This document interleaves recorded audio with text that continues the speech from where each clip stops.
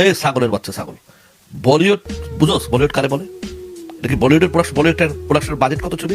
দরজ সিনেমার নায়ক সুপারস্টার শাকিব খানকে বাজে মন্তব্য করায় প্রযোজক ইকবালের উপর রেগে গেলেন সাফায়েতুল্লাহ সেপুদা। এই কথাগুলো সবার হৃদয়ে নাড়া দিবে। আমাদের জাতীয় গৌরব, একজন স্টার।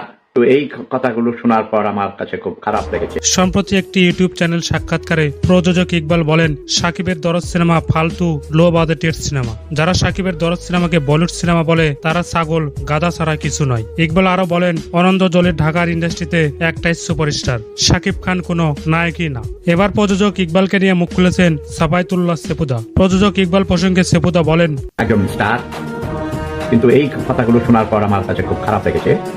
আপনারাও আশা করি ব্যাপারটা শুনুন, মনোযোগ দিয়ে শুনে। তারপর হলো জুতার বাড়ি ছোটে, আজকে জুতার বাড়ি মারতে গিয়েছিলি, অসম্মান করেছিস, কোথায় কি করিস? তোর বিরুদ্ধে অনেক কমপ্লেন জমা হয়েছে, তোকে আজকে আমি 3টা জুতার বাড়ি দিচ্ছি।